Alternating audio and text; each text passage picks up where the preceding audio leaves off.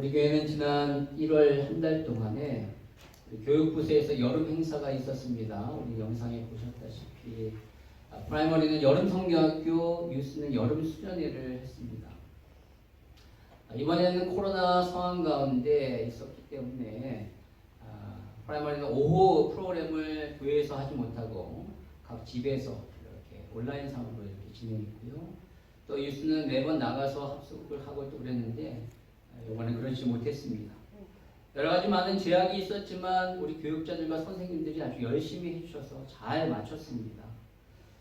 여름 행사는 바로 교육부에서 가장 중요한 행사죠. 여러분, 우리가 이것을 하는 이유는 바로 다음 세대들이 복음 가운데 굳건히 서게 하기 위함입니다. 왜냐하면 그들이 신앙으로 바로 서지 않으면 인생을 실패하기 때문에 그렇죠. 육신적으로 성공하는 것도 너무 중요하지만 영적으로 실패하면 그 인생은 망하는, 완전히 끝나는 인생이 되기 때문에 그래요. 이 땅에서 잘 먹고 잘 살았지만 그 영혼이 지옥 간다면 무슨 소용이 있겠습니까? 아니, 천국에 간다 할지라도 하나님이 그 아이에게 향하신 뜻과 계획대로 온전히 살지 않냐고 그냥 자기 멋대로 엉뚱한 삶을 산다면 하나님 너무나도 슬퍼하실 거예요. 또 그 삶이 천국에 가서도 큰 그런 상급이 없게 된다는 것이죠. 따라서 우리는 우리의 자녀들이 절대 그러한 삶을 살지 않게 하기 위하여 그들을 말씀 가운데 잘 가르치고 양육할 그런 의무가 있습니다. 여러분, 그런 의미에서 저는 우리 교회가 다음 세대를 말씀으로 온전히 세워서 하나님 앞에 영광 돌리는, 그래서 다음 세대를 세우고 살리는 이 일에 강점 있는 그런 교회가 되기를 바랍니다. 그래서 춘향교회 하면은 그 교회는 다음 세대를 말씀으로 잘 세우는 교회, 미래가 있는 교회라고 이렇게 칭찬받고 그렇게 일컬음을 받는 그런 교회가 되기를 바랍니다. 그것이 비전이에요. 여러분, 그렇게 되기 위해서는 우리 기성세대들이 우리 아이들을 위하여 더욱더 기도하고 또 그들을 위하여 물질과 또 여러 가지 노력을 투자해야 합니다. 투자하지 않고서는 그런 일들이 벌어지지 않죠. 더욱더 적극적으로 후원하고 도와줘야 돼요. 여러분, 이 일에 저와 여러분이 함께하기를 바랍니다. 그래서 다음 세대들이 하나님 앞에 쫙 세워지는 그러한 모습을 우리가 봤으면 좋겠어요. 이 일은 너무너무 중요합니다. 그래서 오늘 저는 여호수아 4장의 말씀을 본문으로 선택했어요. 이 말씀을 통하여 우리 다음 세대들이 복음 가운데 굳건히 세워지는 그러한 시간이 되기를 소망합니다. 여러분이 먼저 서셔야지 우리 자녀들에게도 그렇게 자녀들이 세워질 수 있다는 것이죠. 바로 그런 의미로 오늘 말씀을 선택했습니다. 여러분, 인류 역사상 가장 끔찍한 인종학살이 있다면 그것은 바로 홀로코스트일 것입니다. 들어보셨을 거예요. 홀로코스트. 사진을 한번 보여주시면. 여러분, 이것은 제2차 세계대전 중에 독일 나치가 유대인 600만 명을 학살한 사건이죠. 그런데 이 끔찍한 사건을 기념하기 위하여 이스라엘 수도 예루살렘에는 야드바셴이라는 역사 박물관이 세워져 있습니다. 그럼 이 야드바셴이라는 뜻은 바로 이름을 기억하라라는 뜻으로서 바로 이 홀로코스트로 인하여 희생된 자들의 이름을 기억하라는 거죠. 실제로 이 박물관에 다음 사진을 보여주시면 이 박물관의 천장과 사방 벽면에는 바로 희생당한 사람들의 이름이 빼곡히 적혀 있습니다. 또 이 박물관에는 가스실로 향하는 그 모습, 생체 실험을 당했던 그 유대인들의 처참한 그런 많은 사진들이 있어요. 그 중에서 방문객들이 가장 충격적으로 와닿는 한 방이 있는데 그것은 바로 생존자들의 육성이 들리는 방입니다. 그 방에 들어가면 그 공포와 두려움 가운데 흐느껴 오는 그들의 소리를 들으면 모든 사람들이 엄청난 충격과 그 슬픔 가운데 사로잡혀 눈물을 흘린다라고 합니다. 여러분, 그런데 이러한 끔찍한 이러한 곳에 유대인들은 노인에서부터 어린 아이에 이르기까지 다 와서 이것을 본대요.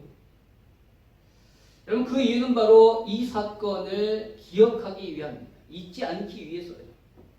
자신들의 조상들이 얼마나 끔찍한 고통을 당했는가를 다시 한번 상기하면서 절대 이러한 일이 반복되지 않아야 한다라고 다짐하기 위해서 모든 유대인들은 이곳을 한 번은 방문한다라고 합니다. 그래서 이 박물관 맨 앞에 입구에 보면요, 이런 글귀가 쓰여져 있어요. 용서는 하되 잊지는 말라. 용서는 하되 잊지는 말라. 누구를 용서하는 거죠?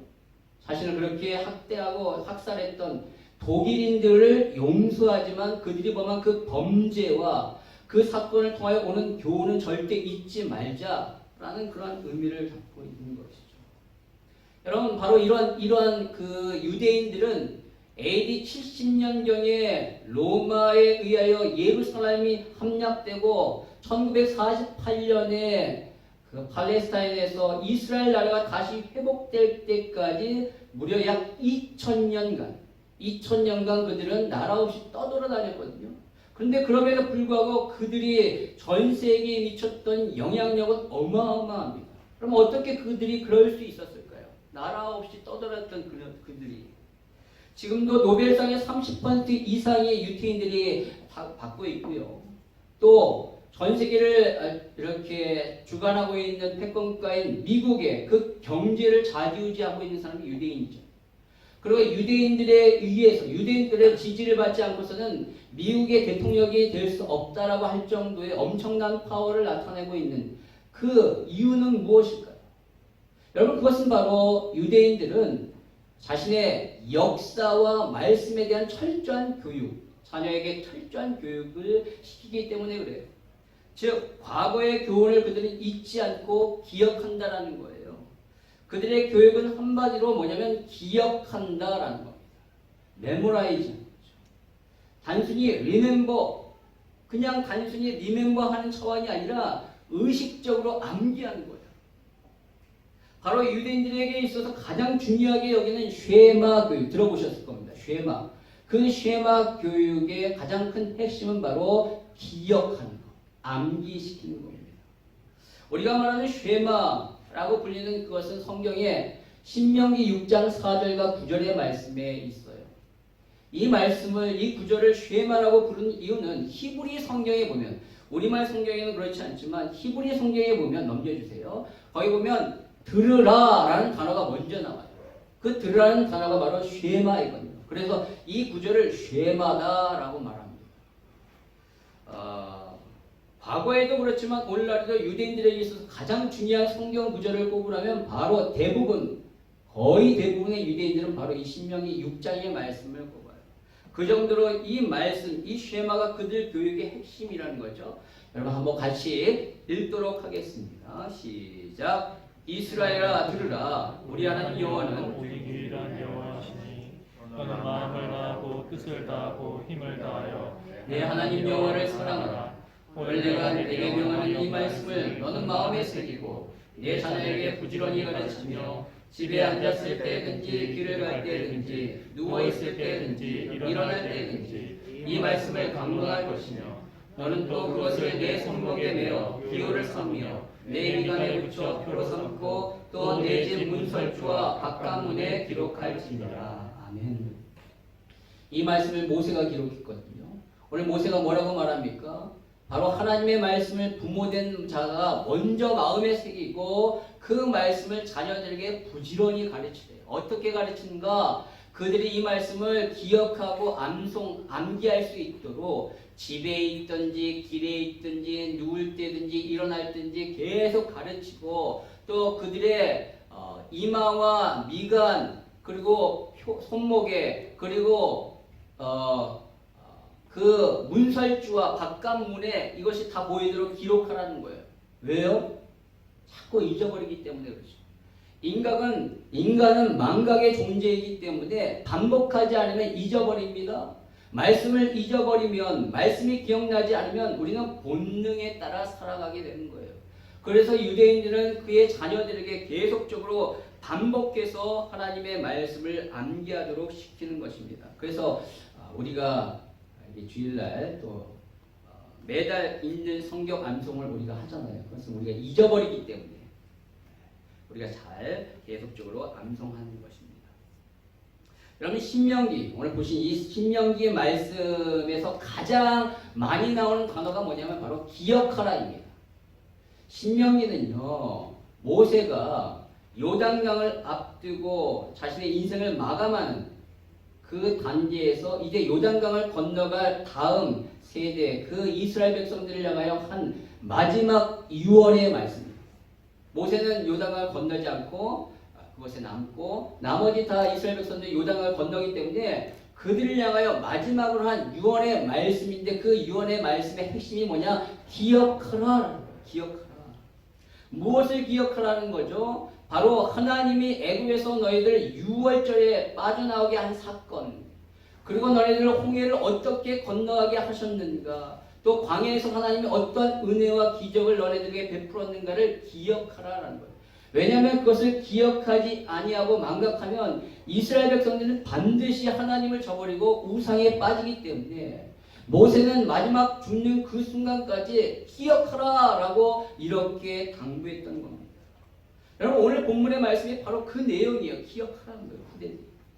하나님이 요단강을 건넌 이스라엘 백성들에게 한 가지 명령하셨죠. 너네들 각 지파의 한 사람씩이 바로 요단강에서 돌을 취해서 건너와서 그 돌 12개를 기념비를 쌓으라 라고 말하고 있어요. 그 이유는 뭐냐면 바로 너네들의 후손들에게 기억하게 하기 위해서다. 오늘 7절의 말씀을 같이 한번 읽도록 하겠습니다. 시작. 그들이 이르기를 요단물이 여호와의 언약궤 앞에서 끊어졌나니 곧 언약궤가 요단을 건널 때에 요단물이 끊어졌으므로 이 돌들이 이스라엘 자손에게 영원히 기념이 되리라 하라 하니라. 아멘. 즉 후대들에게 뭔가를 알려주기 위하여 기념비를 쌓으라 세우라라고 합니다. 그렇다면 뭘 도대체 알려주기 위해서 그럴까요? 단순히 하나님이 기적을 베풀어서 요단강을 건너게 하셨다라는 것을 알려주기 위한 것일까요? 아니에요. 거기에 머무르지 아니하고 더 나아가 그 안에는 뭔가 아주 중요한 영적인 메시지가 담겨져 있다라는 거예요. 그것이 무엇인가? 오늘 우리는 그것을 알기 전에 먼저 요단강이 어떻게 갈라졌는가, 요단강이 어떻게 갈라졌는가에 대하여 한번 살펴보도록 하겠습니다. 넘겨주십시오. 여러분 이스라엘 역사상 가장 중요한 사건이 있다면 그것은 바로 유월절과 홍해 사건이에요. 400년 동안 애굽에서 종살이했던 이스라엘 백성들이 언제 빠져나왔죠? 바로 유월절날 빠져나왔습니다. 유월절날 애굽에서 빠져나와서 그리고 홍해를 건너므로 말미암아 완전히 해방되었어요. 따라서 이 두 사건은 이스라엘 백성들에게 있어서 하나님의 구원의 사건이에요. 자신들을 구원한 구원의 놀라운 은혜의 사건입니다. 바로 출애굽한 1세대들은 바로 그런 경험으로 광야 생활을 했던 거예요.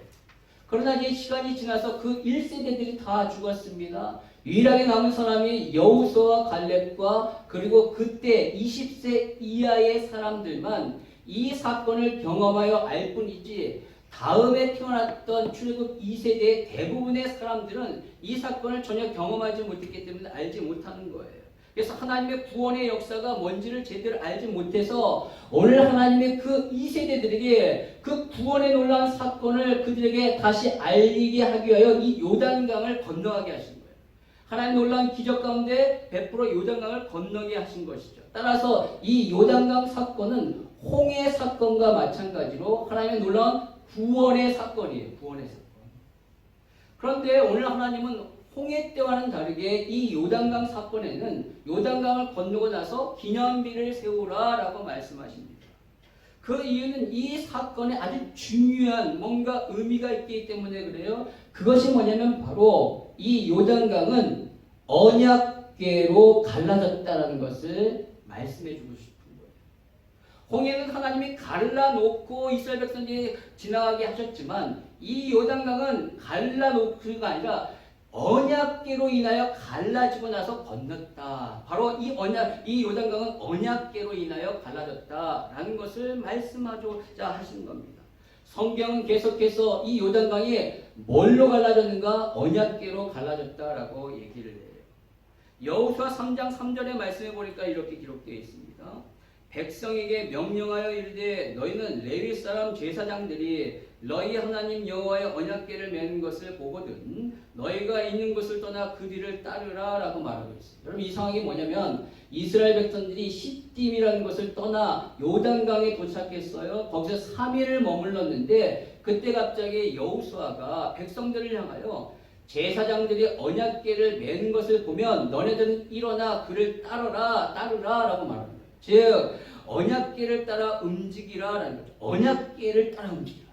그리고 3장 6절에 보니까 여호수아가 또 제사장들에게 말하여 이르되 언약궤를 메고 백성이 앞서 건너라 하매 곧 언약궤를 메고 백성이 앞서 나아가니라 라고 말합니다.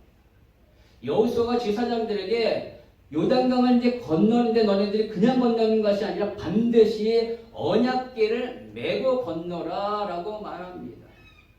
물론 15절에 보면요 이 요단강에 언약궤를 맨 제사장들의 발이 닿자 그 요단물이 끊어졌다라고 말하고 있어요. 그런데 성경의 포커스는 제사장의 발에 있지 않냐고 언약궤에 계속적으로 포커스를 맞추고 있다는 거예요. 그래서 결정적으로 오늘 7절의 말씀을 다시 한번 보면요 거기에 요단물이 여호와의 언약궤 앞에서 끊어졌나니 곧 언약궤가 요단을 건널 때 요단물이 끊어졌습니다. 요단물이 뭐 때문에 끊어졌다고요? 여호와의 언약궤 때문에 끊어진 거예요. 언약궤로 인하여 끊어진 거예요. 그래서 요단물이 제사장의 발이 아니라 언약궤 위에 끊어졌다고 성경은 정의하고 있는 거예요. 근데 요단강만 그런가? 아니에요. 여리고 성도 언약궤로 인하여 무너졌다고 성경은 말합니다. 여호수아 6장 6절의 말씀을 한번 같이 읽어볼까요? 시작. 눈의 아들 여호수아가 제사장들을 불러 그들에게 이르되 너희는 언약궤를 메고 제사장 일곱은 향강나팔 일곱을 잡고 여호와의 궤 앞에서 나아가라. 여호수아가 제사장들에게 언약궤를 메고 성을 돌라라고 말하고 있습니다. 아니 성을 도는 것이 목적이라면 그냥 아무것도 가지지 않냐고 편안하게 그냥 돌면서 마음과 뜻과 정성을 다하여 잘게 돌면 되잖아요. 굳이 이렇게 무거운 언약궤를 메고 돌아야 될 이유가 뭘까요? 그것은 바로 이 여리고성이 무너진 것은 사람이 그냥 돌아서가 아니라 기도하면서 돌았기 때문에가 아니라 언약궤가 돌았기 때문에 무너졌다라는 것을 보여주기 위해서라는 거예요. 그래서 6장 11절에 보면요 여호와의 궤가 그 성을 한번 돌게 하고 그들이 성으로 진영으로 들어와서 진영에서 자니라 라고 말합니다.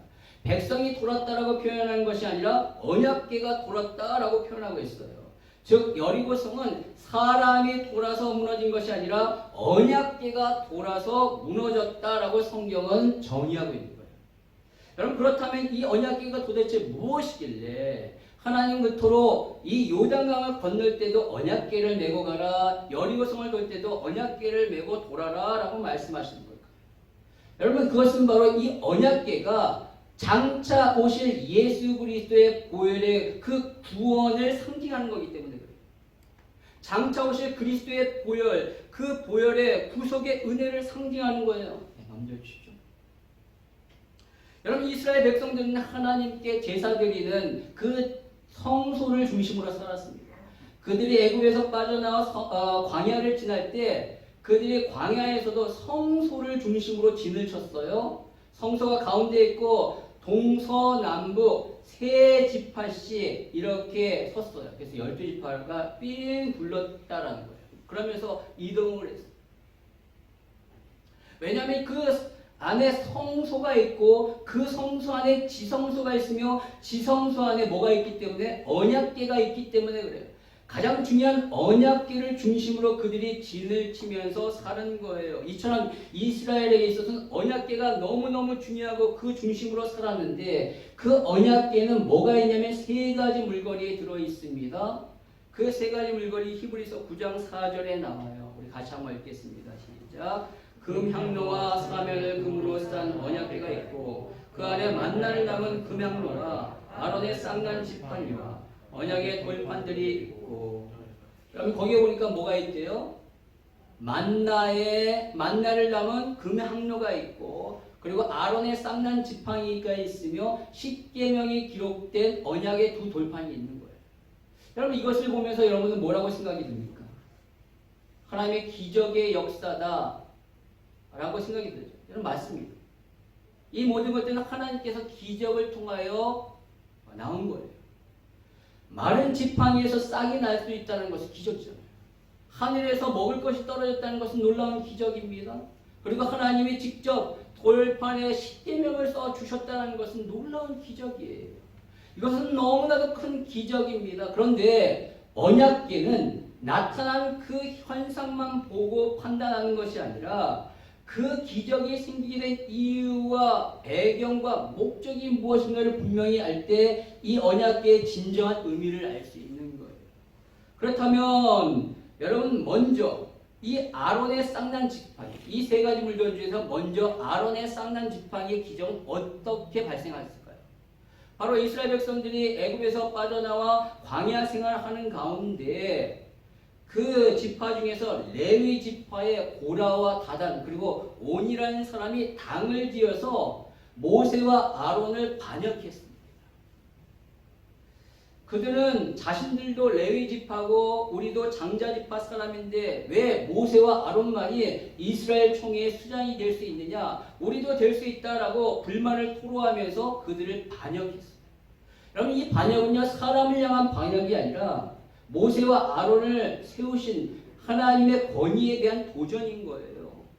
그래서 이 반역으로 인하여 이스라엘 백성들의 동요가 일어나고 소동이 일어난 겁니다.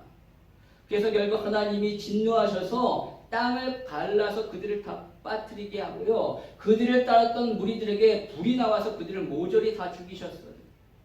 그러나 이 사건으로 인하여 이스라엘 지도자들이 영향을 받아서 모세와 아론에 대한 권위에 대하여 인정하지 않으려는 그런 마음들이 생겨난 겁니다.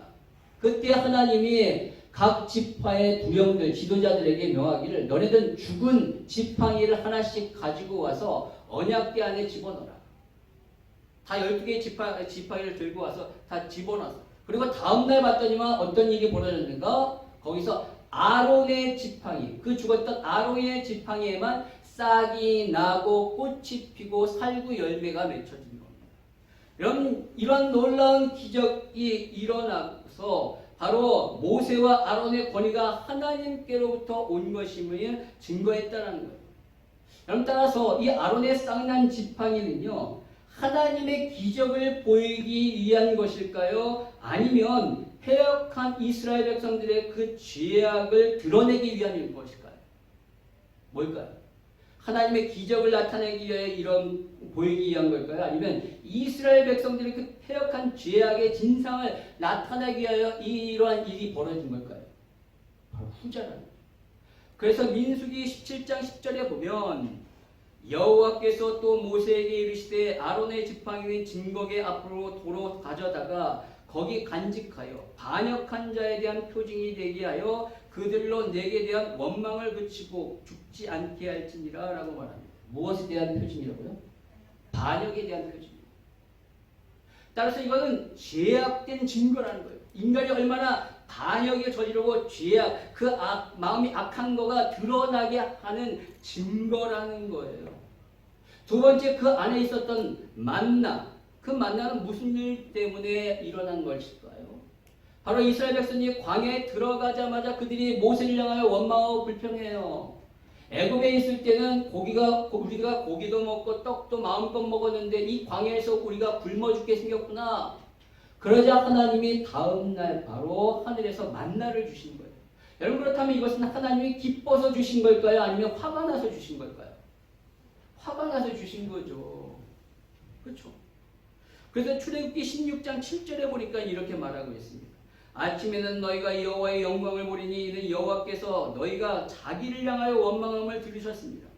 우리가 누구이기에 너희가 우리에게 대하여 원망하느냐라고 모세가 말합니다. 이 만나는 바로 애굽에서 빠져나오게 하신 구원하신 하나님의 은혜를 망각한 이스라엘 백성들, 원망하고 불평하는 그 이스라엘 백성들의 그 패역을 보여주는 거라는 겁니다. 그래서 신명기 8장 3절에 모세가 이 만나에 대해 이렇게 얘기합니다. 우리 같이 한번 읽겠습니다. 시작. 너를 낮추시며 너를 주리하시며 또 너도 알지 못하며 내 조상들도 알지 못하는 만나를 네게 먹이신 것은 사람이 떡으로만 사는 것이 아니라 여호와의 입에서 나오는 모든 말씀으로 사는 줄을 내가 알게 하시리라. 아멘. 하나님의 백성은 떡이 아니라 하나님의 말씀으로 산다라는 것을 알려주기요. 여러분, 이것은 모세가 기뻐서 하는 말일까요? 아니면 너무너무 답답하고 그래서 그들에게 가르쳐주기 위하여 이렇게 말하는 걸까요? 그들에게 가르쳐주기 위하여 하는 거예요. 따라서 이 언약궤 안에 있는 이 만나를 담은 금양료는 바로 이스라엘의 폐역을 보여주는 죄악된 상징이라는 겁니다. 마지막으로 그 안에 있었던 언약의 두 돌판은 어떤가? 여러분, 우리가 여기서 기억해야 할 것은 그 언약의 두 돌판은 첫 번째 돌판이 아니라 두 번째 하나님이 주신 돌판이라는 거예요. 그것을 분명히 기억해야 돼요. 모세가 시내산에 올라가서 40일 동안 여호와를 대면하는 가운데 율법을 받습니다. 그런 가운데 하나님께서 직접 돌판에 십계명을 기록해서 모세에게 주셨어요. 드디어 모세가 시내산에서 내려왔는데 산 밑에서 이스라엘 백성이 난리가 나는 거예요. 그들이 금송아지를 만들어 놓고 이것이 우리를 인도한 하나님이다 라고 하면서 그것을 섬기기 시작합니다. 그 모습을 보고 모세가 너무너무 화가 나서 가지고 있었던 그 돌판을 던져서 깨트려 버려요. 그리고 그 송아지, 금송아지를 불태워서 그것을 갈아 물에 태서 이스라엘 백성 다 마시게 합니다. 그리고 나서 모세가 다시 시내산에 올라가서 하나님으로부터 다시 두 번째로 받은 것이 바로 이거예요. 따라서 여러분, 이 언약궤 안에 있는 이 두 번째 돌판은요, 그들이 이스라엘 백성들이 하나님을 저버리고 우상을 섬긴 결과로 받은 거라는 거예요. 만약에 그들이 그렇게 하지 않았다면 첫 번째 돌판이 있었겠죠. 그런데 두 번째 돌판이 바로 이스라엘의 그 우상 숭배한 결과의 증거다라는 것을, 그 인간의 죄성을 낱낱이 보여주는 상징이라는 거예요. 따라서 여러분, 언약궤 안에 있는 이 모든 물건은 나타난 현상으로 보자면 하나님의 기적의 산물이지만 자세히 보면요, 그것이 생기게 된 원인과 목적을 알면 그것은 우리의 죄악을 상징하는 것임을 알 수 있는 거예요. 도저히 하나님의 은혜를 받을 수 없는 엄청난 죄의 결과라는 거죠. 그런데 여러분, 중요한 것은 이 언약궤를 덮고 있는 황금판이에요. 한번 보실까요? 이 황금으로 된 이 상자 언약궤 안에는 세 가지 물건이 있고요. 그 위에는 크고 무거운 황금으로 되는 판이 덮개가 있어요. 그 위에는 그룹 두 천사가 날개를 이렇게 맞달고 있는 그런 모양의 이 덮개, 황금으로 된 덮개가 있는 겁니다. 여러분, 이것을 뭐라고 하냐면 속죄소 혹은 시은자라고 합니다. 속죄소라는 뜻은 뭐냐면 바로 죄를 속하는 장소라는 뜻이고요. 시은자는 베풀시 은혜은 자리자라고 해서 은혜가 베풀어지는 자리, 영어로는 mercy seat이에요. 자비의 자리라는 것이죠. 여러분, 그런데 왜 이 시은자가 중요하냐면 바로 이 더러운 죄악의 물건이 이 시은자로 인하여 정결케 되기 때문에 그렇습니다. 이스라엘은요, 대제사장이 1년에 한 번 유대력으로 7월 10일 속죄일 날 양의 피를 받아가지고 지성소로 들어가 지성소에 있는 이 시은자 속죄소 위에 그것을 뿌려요. 그것을 뿌림으로 말미암아 이스라엘의 모든 죄가 사함받게 됩니다. 즉 이스라엘의 상징인 이 언약궤에 있는 물건, 이 언약궤에 이스라엘의 죄의 상징이 가득한데 이것이 왜 거룩하게 될 수 있는가? 바로 그 위에 시은자의 제사장이 어린 양의 피를 뿌리기 때문에 이것이 정결케 되는 거예요. 따라서 언약궤에 있어서 가장 중요한 것은 이 시은자 속죄소라는 것이죠. 아무리 더러운 죄가 있다 할지라도 이 시은자 위에 양의 피를 부으면 모든 죄가 정결케 되는 거예요. 즉 구원의 은혜가 임하게 됩니다. 그때 이렇게 딱 부을 때 그 순간에 하나님의 거룩한 영광이 그 시은자 위에 쫙 임하게 돼요. 그래, 너의 죄가 사함받았다. 하나님이 그 영광으로 알려주시고, 여러분, 이렇게 이 언약궤는요, 인간의 더러운 죄를 나타내는 상징이면서 동시에 뭐예요? 그리스도의 보혈을 통한 구원의 은혜의 상징이라는 거예요. 놀라운 거죠. 따라서 오늘 하나님이 이 언약궤를 통하여 요단강을 가르신 것은 바로 오직 예수 그리스도만이 우리의 인생의 모든 죄의 강을 끊으셨다, 가르셨다라는 것을 말씀하고 있는 겁니다. 여러분 오늘 본문 7절에 보니까 끊어졌다라고 말하고 있는 이것의 히브리어는 뭐냐면 니크레트라고 하는데 이것은 반드시 하나님의 구원의 은혜를 나타낼 때에만 쓰는 단어예요. 따라서 죄의 강이 끊어졌다, 언약궤로 인하여 끊어졌다라는 것을 의미합니다. 여러분 오늘 이스라엘 백성들이 건너야 할 이 요단강은요 인간의 힘으로 도저히 건너갈 수 없는 강입니다.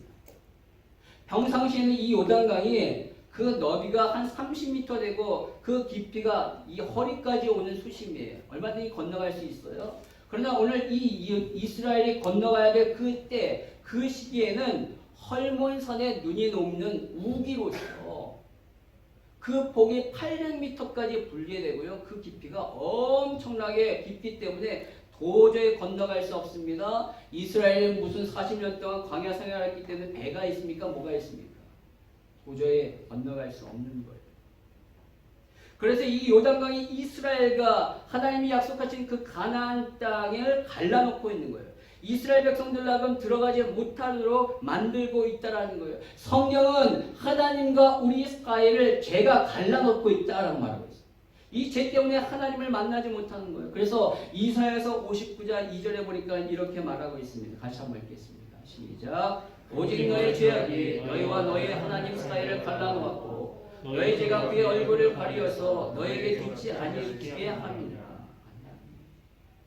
그 죄로 인하여 하나님과 우리 사이를 갈라놓았고 죄의 강으로 인하여 하나님을 만나지 못하고 있을 때 예수 그리스도의 보혈로 인하여 그 죄의 강이 끊어져서 우리가 하나님을 만날 수 있게 된 거예요. 그와 마찬가지로 오늘 언약궤가 요단강에 들어가는 순간 요단강이 멈춰지고 끊어짐으로 말미암아 이스라엘 백성들이 그 강을 건너 약속의 땅으로 들어가게 된 겁니다. 언약궤로. 바로 이 기념비는 바로 그것을 우리의 후대들에게 알려주라는 거예요. 우리의 자손들이 이 돌을 보면서 이게 무슨 뜻이에요? 라고 말한다면 다시 한번 7절에 이렇게 말하라는 거예요. 그들에게 이르기를 요단문이 여호와의 언약궤 앞에서 끊어졌나니 곧 언약궤가 요단을 건널 때 요단문이 끊어졌으므로 이 돌들이 이스라엘 자손이 영원히 기념이 되리라 하라 한다. 언약궤로 인하여 우리의 열심, 우리의 노력 어떠한 것이 아니라 바로 하나님의 언약궤로 인하여 그 언약궤로 인해 요단강이 갈라졌는데 끊어졌는데 이것이 너희에게 영원한 구원의 기념이 되리라 라고 말하는 거예요.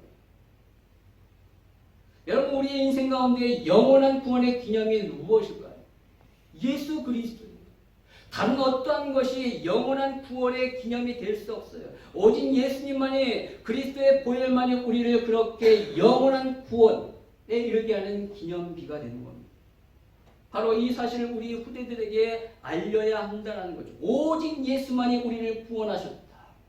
그런데 여러분 이 언약궤로 인하여 요단강이 갈라졌다라는 것은 예수 그리스도의 보혈로 우리의 죄가 씻음받았다, 구원받았다라는 것을 의미하지만 근데 거기서 끝나는 것이 아니라 더 나아가 이것은 우리의 삶에 아주 놀라운 축복과 승리를 가져다 준다라는 것을 의미하는 거예요.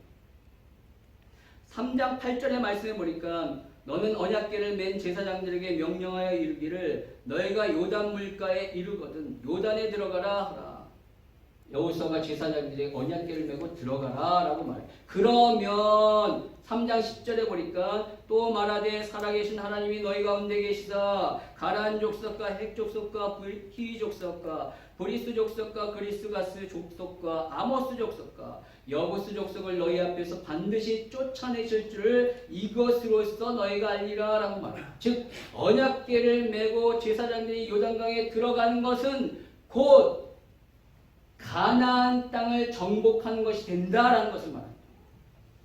가서 너네들이 싸워서 승리하는 것이 아니라 너네들이 요단강으로 그 언약궤가 딱 들어가서 그 요단강이 갈라지는 그 순간에 너네는 이미 가나안 땅을 차지했어 라고 말해요. 왜냐하면 요단강을 건너는 그 순간부터 바로 여리고성이 무너질 것이고 아이성이 정복될 것이고 그 땅에는 7 족속이 무너져서 젖과 꿀이 흐르는 그 땅을 하나님이 주시겠다라고 약속하셨기 때문에 그래요.